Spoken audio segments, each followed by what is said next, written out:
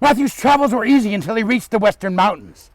He would have turned back many times because of the height and the lack of light, but he was able to grasp courage by the hilt, and it would whisper to him and encourage him on. When Matthew reached the summit of the western mountains, he found a bearded old man sitting by a fire by the path. He was resting against a huge bag that he had been carrying, and he just laid down. Matthew offered him a drink from his leather-covered bottle and asked him directions to the sun's palace. The old man looked up at Matthew with the eyes of a child, smiled, pointed the direction, and asked his purpose. Matthew dismounted and explained over supper, and the old man's eyes flashed with excitement. The old man, Ancient One, reached into his bag, and he pulled out a huge package wrapped in oilskin and bound in twine and handed it to Matthew, saying, "This will help you in your quest."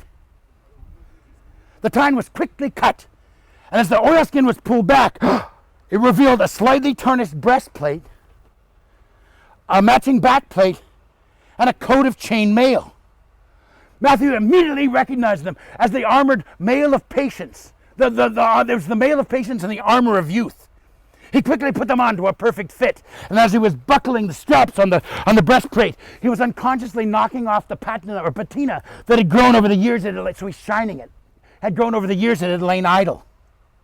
From the bag, the old one handed Matthew the helmet of wisdom, which when he put it on was a shade too big for him, but he cinched the strap of learning tight. "You're going to need more than just courage to achieve your goal," said the old man, as a tear ran down his cheek, remembering how well the armor had fit him once. Okay, so Matthew, he's a good-looking dude anyway, but now he's got his armor on, right? And the helmet, and the sword. Bitchin'. The knowledge of the armor filled Matthew as he mounted his horse. He was an impressive man to begin with, but now all of the virtues of the armor realized themselves in him. He took hold of the old man's hand and thanked him. As Matthew turned to go, the old man kept hold of Matthew's hand with a grip of surprising strength. Woo! Turned Matthew back around. Woo. The old man looked into Matthew's eyes and says, "This is my advice to you. And remember this. Never cast a shadow. Always a reflection." Not fully understanding the meaning of the words, Matthew thanked him and shook his hand and rode off in the directions of the sun's palace. The old man watched him ride away,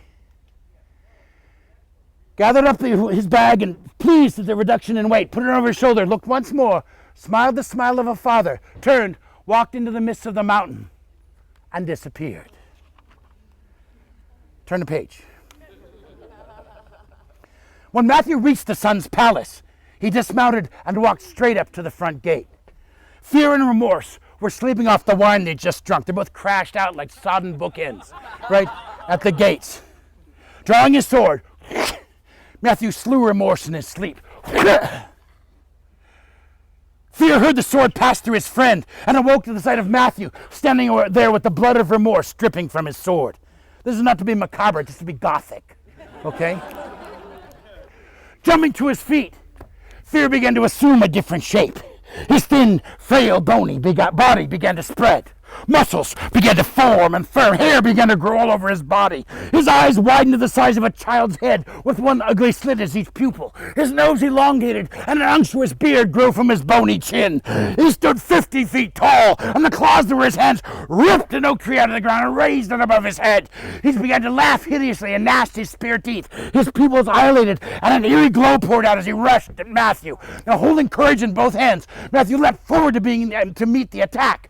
The creature, startled at being attacked, lost its balance and stumbled. Matthew saw him fall towards him, holding his sword. He drove into Fear's chest and jumped to the side, screaming in pain. Fear fell at his feet, and with one blow, Matthew severed the head from the body. Before the echo of the scream had fled over the west hills, Matthew was through the gate, leaving the thin, frail, bony body of Fear lying headless in the dirt. Ooh, so good. Okay, gotta find my place again, sorry.